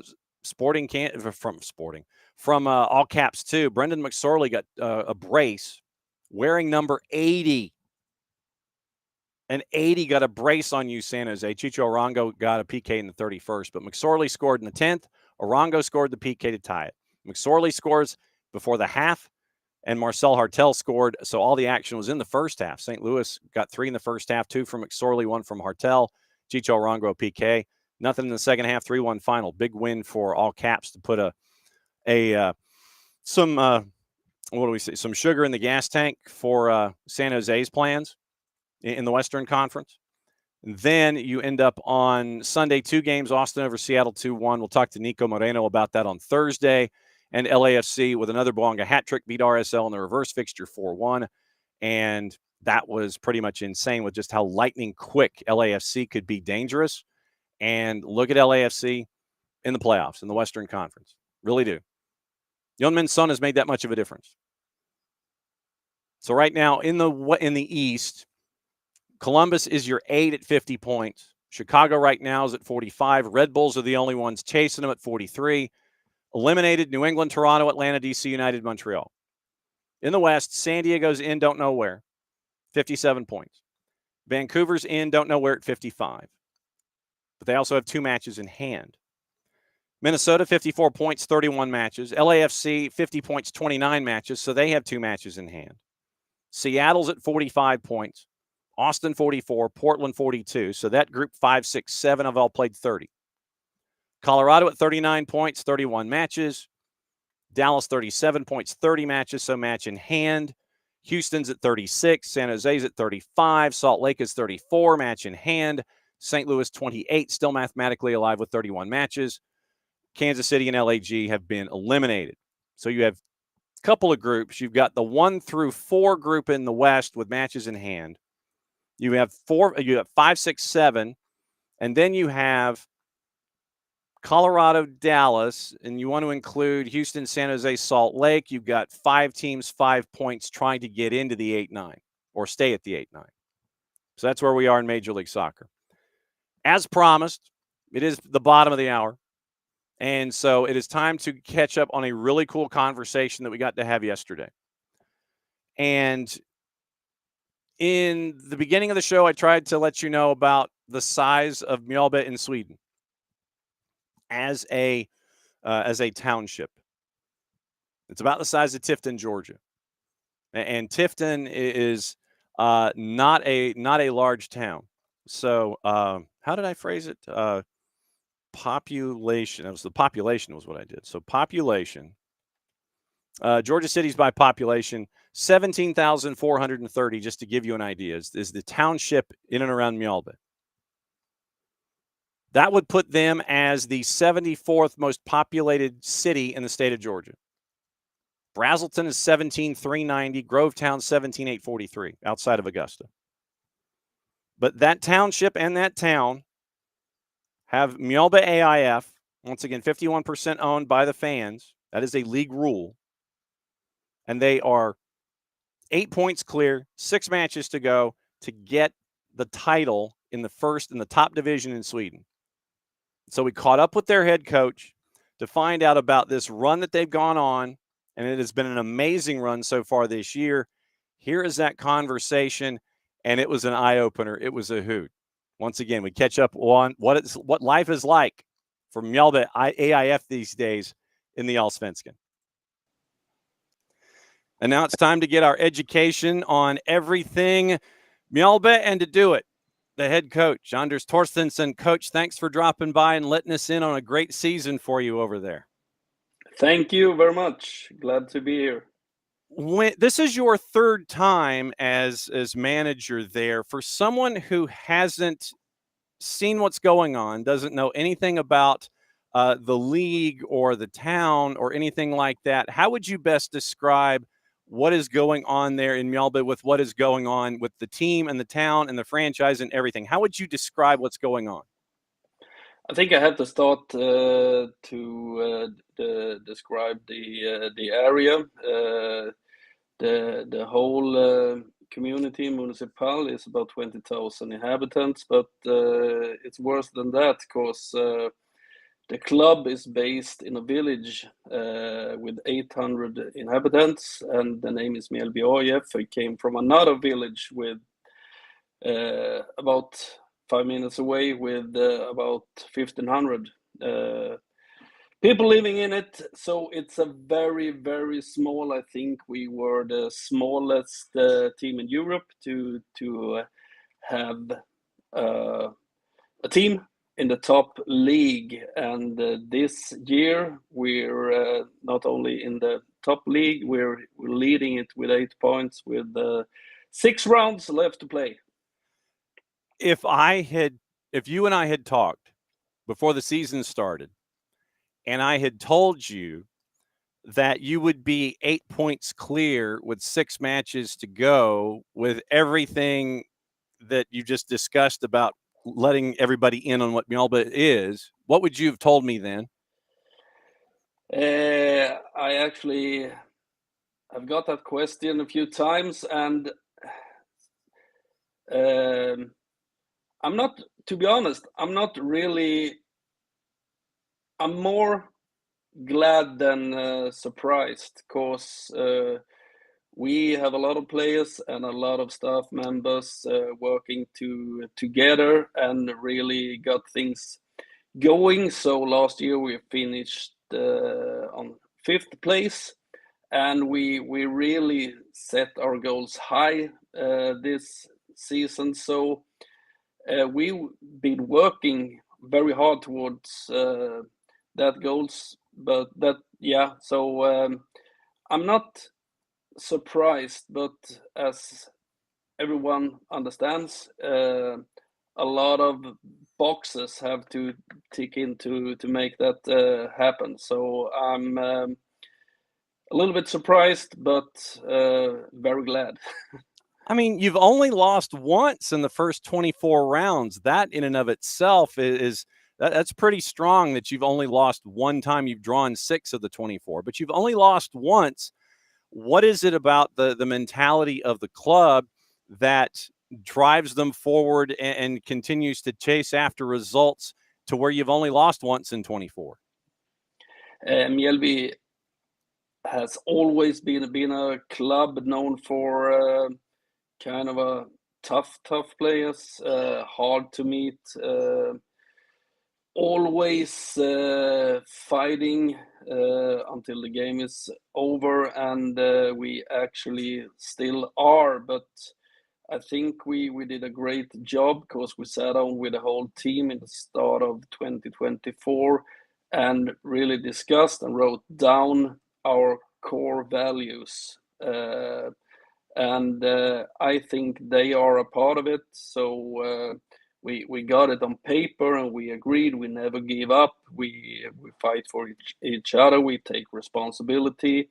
The result doesn't matter. We always fight and have each other's back, and so on. So the mentality has always been there, but I think those discussions made it much clearer. When you're in a league, and I know that a lot of folks may gravitate toward Hammarby or AIK or Göteborg or Malmo, and for you and this season, I guess, how many folks have reached out to ask about this year, and what has it been like to get all of this attention, even though you know that the job isn't finished? Everyone has reached out, so it's a matter of just keeping the balance. I think it's part of my job to be, what do you say, available for media, and it's a good PR for the club. But me and my staff and the club actually has to turn offers down. But I think every one of the biggest media in Sweden has visited us and doing a lot of stuff around the club, and a lot of foreign medias as well. But I think both me, the club, and the players are handling it very well. And when you are doing something like this, I know that there are comparisons that have come up. I know that the folks in English football might have sat there and said Leicester.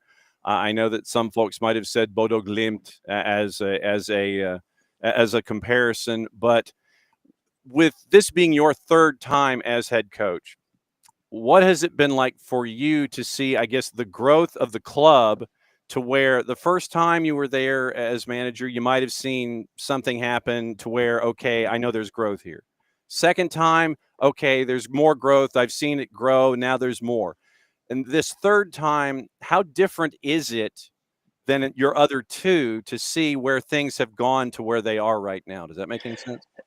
Well, yeah, I think I know exactly what you mean, and it's been a long journey for Mjallby AIF. I even started as a youth player, so it's my home club in every way. So I was in the club as a youth player, and then I started as an assistant manager between 2007 and 2012, and got the head coach title 2013. And those years we went up to Allsvenskan, the highest division, in 2010. But the club, to be honest, wasn't ready for it.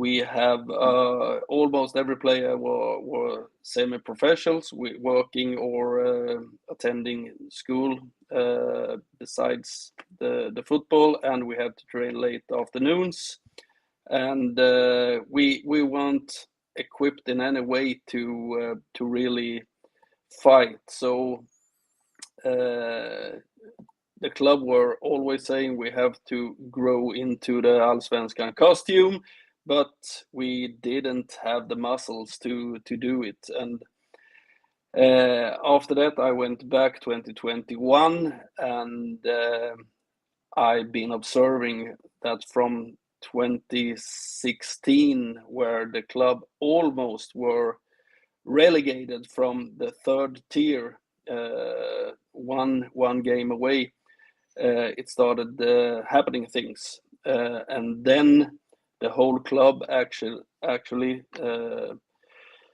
starting to build a structure with very small and wise steps in every part of the club, and we're still on that journey, and to be a part of it is amazing.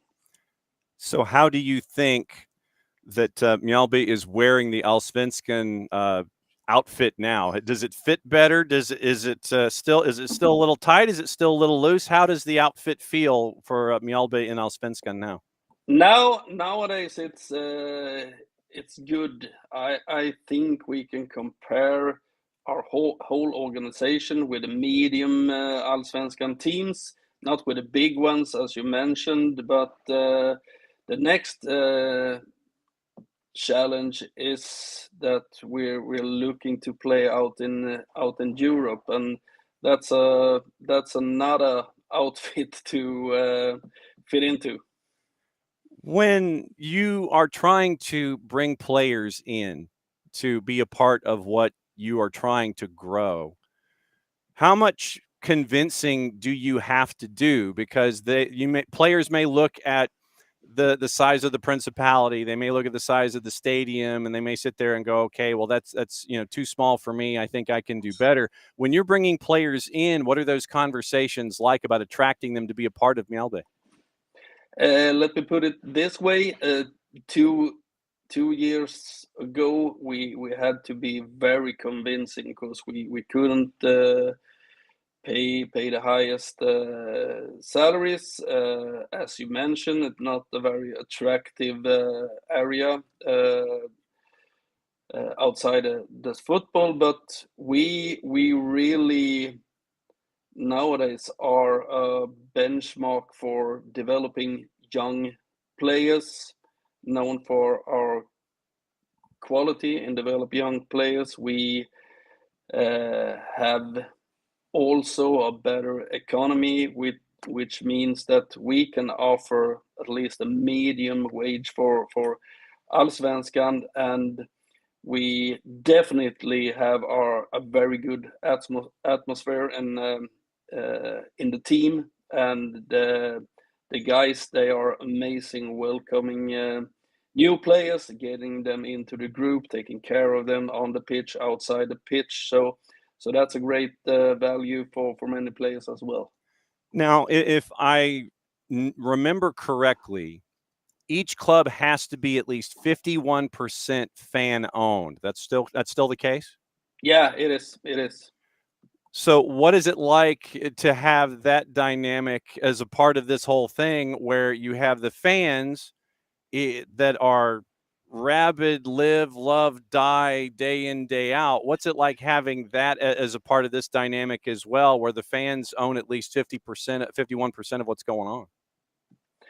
I think it's beautiful, especially for Mjallby, because if they take away that rule, a lot of the charm with Allsvenskan would go away, and Allsvenskan as a trademark is a very good trademark. And nowadays, they're increasing their public both on TV and in the arenas, and it's a very good atmosphere in almost every arena. There are exceptions, and there are teams within that exception, but it's a very good, healthy atmosphere in Swedish football right now, and maybe that would be ruined if they take away the 51% rule.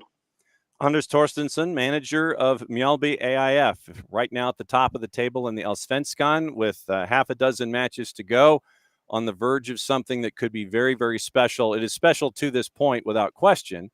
Still, other stages could make this just an absolutely fantastic season for you.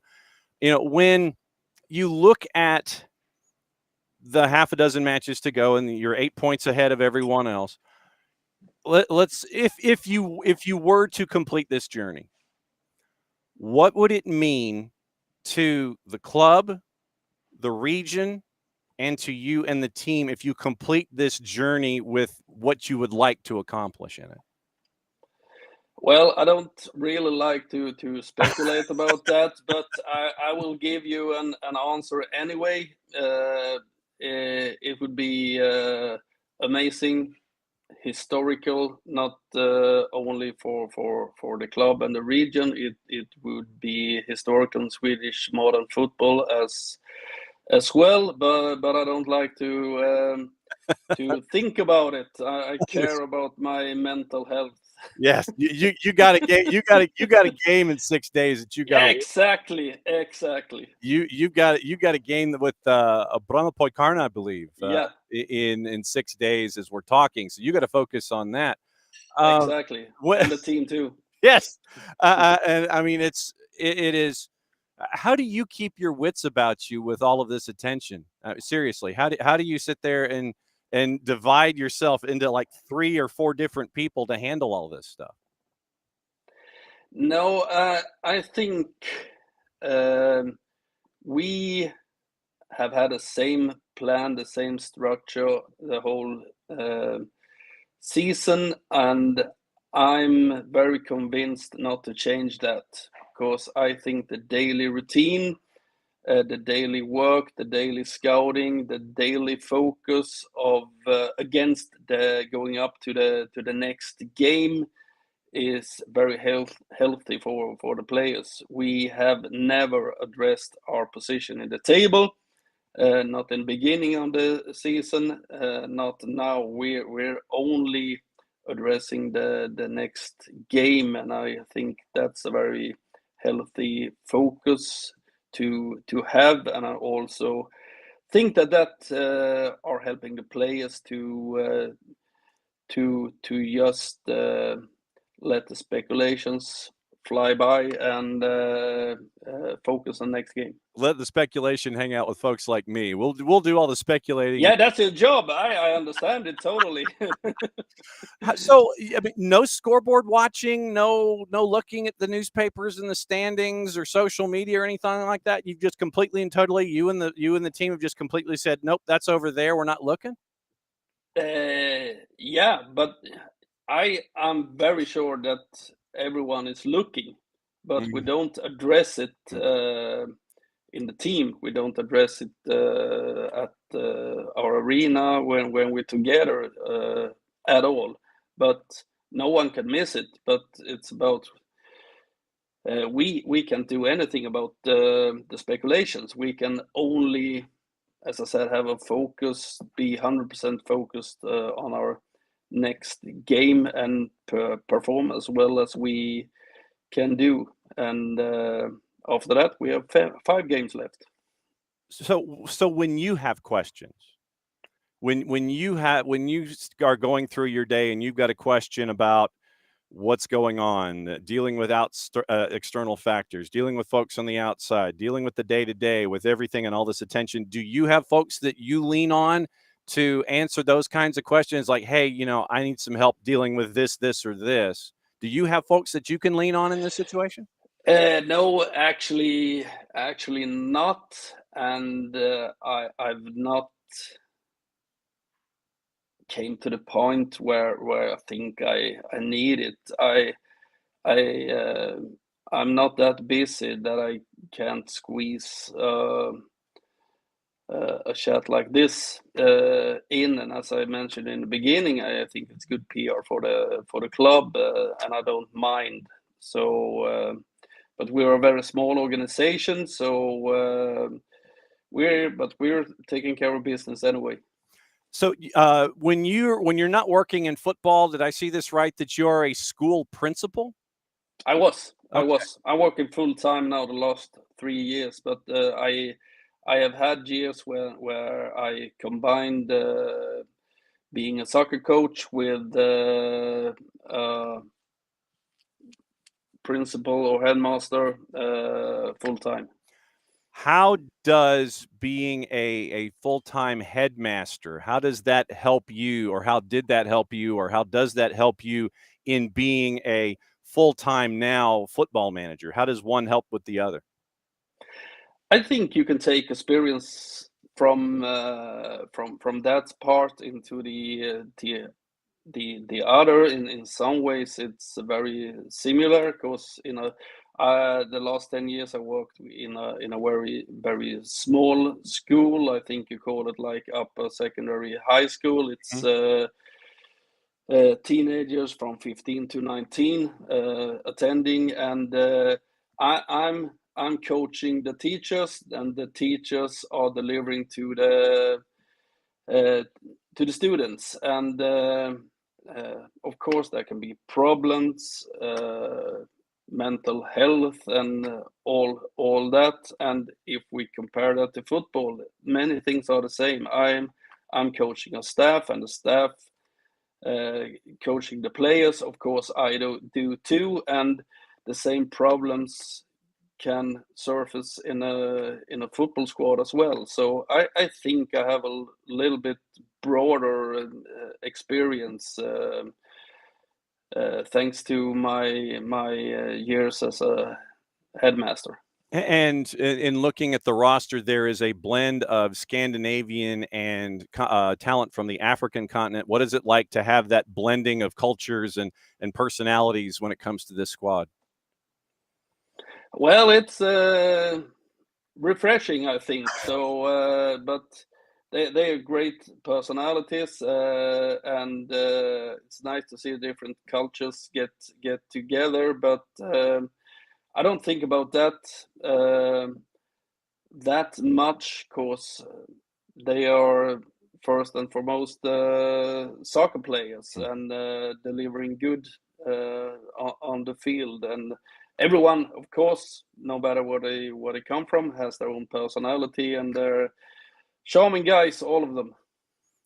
And we cannot wait to see the last half a dozen matches of the season and find out what the end of this story is going to be. Coach, I cannot thank you enough for opening this door for us to let us see what's going on there with Mjallby at the top of the table in the Allsvenskan.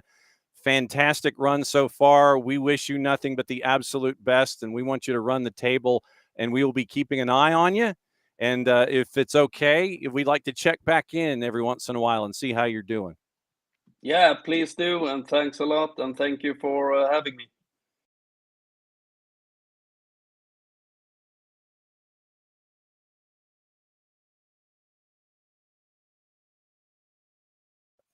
There's the camera. Way to go, John. Good work. Yeah, I had to change my shirt. It was a I got stuff we got more taping and things after this, and so I had to kind of change my shirt and everything. So that is the story of Mjallby. And it was one that Jason came across in all of his traveling the planet and reading up on things and seeing what's going on. And so that turned into literally reaching out to them and explaining what was going on. And there you go. In the piece, I did mention, in the interview, I did mention that a lot of folks are comparing it to Leicester. A lot of folks are looking at Bodo Glimt as comparison studies. And this, if it comes to pass that 8 points clear, 6 matches to go, and if this comes to pass, this may be even larger in scope than what Leicester did. Considering that Leicester has, they've been in the upper divisions, and they made the run that they made in the Premier League. But the town of Leicester is nowhere near the size, and I guess I should flip it. The town of Mjallby and the township is nowhere close to the size of something like a Leicester or something like a Bodo Glimt. And so if it comes to pass that them winning the top flight, and you end up with that as a something that you can put in your cap. So I want to get the rundown here of the table. So here's how it is in the Allsvenskan right now. 24 matches played for everybody. And if you win the league, you go into qualifying for the Champions League. You finish second or third, you go into qualifying for Conference League. 16-team league, you play 30 matches. The staggering thing to me in this, and we got to talk to Coach about it a little bit, is that their goal difference is plus 27. They have only given up 17 goals all year as a defense. 17, 6-1. They've lost one time in 24. And so they got 6 matches to go. And like I said, everybody drifts to Hammarby and AIK and Göteborg and Malmo and Djurgården and BK Häcken and all that kind of stuff. But this is an opportunity for the little guy in Mjallby AIF to get to the top of the ladder, to take the Allsvenskan title in 2025. And they win the league. They qualify. They go into Champions League qualifying. They don't qualify for Champions League. They go into qualifying for Champions League. So that's where they are. If they win, and they win the Allsvenskan with 6 matches to go. And so the schedule is for them in it's like you choose a league, you hit there and you click a button, and you're like, all I want is to hit the league that I was clicking on. And so you're sitting there and it's like, well, no, I don't want you to do that. No, what I want you to do is I want you to go here. So, okay. So the Allsvenskan.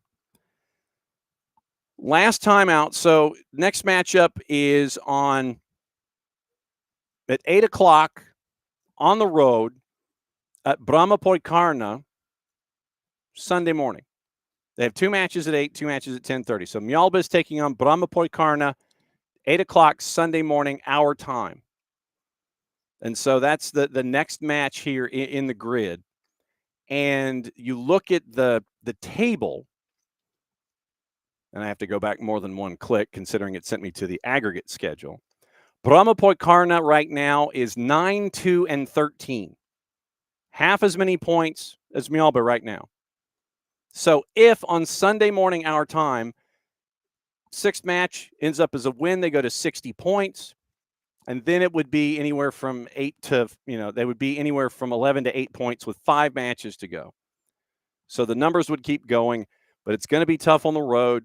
Brahmapoikarna, once again, they've lost 13 of 24, but they've got the home match against Mjallby coming up on Sunday morning in the Allsvenskan. So 8 o'clock, set your notifications, follow them on Twitter, all the things, get it squared away, follow their story for the run-in.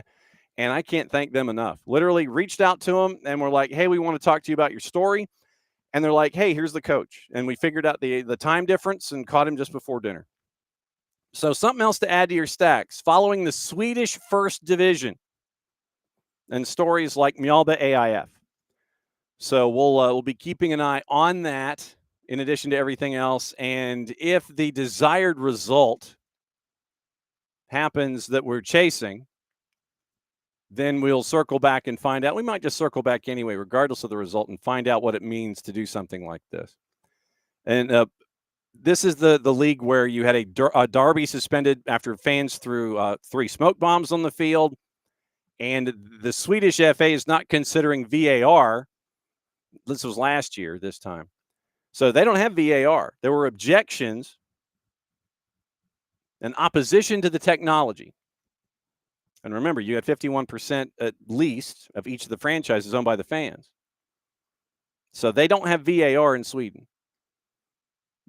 Just as sidebars as to what else to follow. But that's the story right now of Mjallby and what they're doing in the Allsvenskan. Keeping an eye on that for the rest of this season and a lot more. Gio Reyna, I don't know if you saw this. Gio Reyna has invested in Fort Lauderdale United. Join the ownership group, women's team in the USL Super League, and they're set to add a men's team that's going to compete next year in USL League One. Latest round of investment includes other individuals besides Reyna, and according to majority owner Tommy Smith, brings the club's valuation to $55 million. Youth teams from U11 on up, and they plan with younger teams next year using the old Miami Dolphins training facility at Nova Southeastern as a hub for the organization, featuring the 7,000-seat stadium. And so Smith had an exclusive interview with Jeff Carlisle to talk about it. Hassan Pinto knew Gio's father, Claudio, from his days playing youth soccer in New Jersey, teammates in the youth and the ODP. Pinto was classmates with Claudio Reyna's wife, Danielle, at North Carolina. And then that got the interest of Gio Reyna, and that Reyna, it'll be his first look into sports business is what the idea is there. So it is Tyrone Mears, remember, he's the president of soccer at Fort Lauderdale United. And Mears said, quote, I know there's been quite a few American players investing into clubs over here, so it's fantastic. He's got a fantastic name, obviously playing in Europe, but to get that connection, I think, especially with the younger demo, Gio's really going to help with that. They lost in the Super League playoff final in the inaugural year last year, currently 2nd place, 4 matches in the Gainbridge Super League. So that's what that's the other news this morning. 1 or 2 other things that we were looking at here. Barca wants to sign Marcus Rashford, sign on loan for $26 million. Loaned for the 25-26 season, deal including an option to buy for 26. And this is according to the other 4-letter paper. Just make sure that you're not late for meetings. No recall clause in the loan agreement between United and Barca, meaning the parent club couldn't take him back this season. Not that I think that you would want to. But it also appears overseas that the EFL Championship might be expanding their playoffs to 8 teams. 8 teams. What would that mean? It would probably just have a boatload of chaos attached to it. And that would be, don't get me wrong, looking at a championship expansion, the board is discussing the possibility of expanding the playoffs to include those clubs who finish 7th and 8th. Widespread support for the idea. because basically it's a chance at least one more revenue game. Proposal been put forward by Preston North End Chief Exec Peter Ridsdale, former chairman of Leeds United, Burnley, Barnsley, and Cardiff. Discussed the idea with other championship execs earlier this month. One of 3 CEOs representing the division on the EFL board learned the idea formally communicated to the clubs last week. Positive. Here's the copy from Sky. Sky Sports News has learned the idea was formally communicated to the 24 championship clubs by the EFL last week, and having had positive noises in response. What is a positive noise? They're considering the plan. No chance of the new format being introduced this year. Rules can't be changed once the competition has started. Final proposal will have to be approved by both the FA and the Premier League. There is an opinion within the second tier. Parachute payments have distorted the competition, made it much harder for clubs without those extra payments to compete at the top end of the table. What is a positive noise? Literally, that's what the copy says. Having had positive noises in response, I have no clue what that means. Positive noises. It was like the William J. Lepedemain press conference. A negative noise would be a harumph, and a positive noise would be yay or something like that. That's just my guess.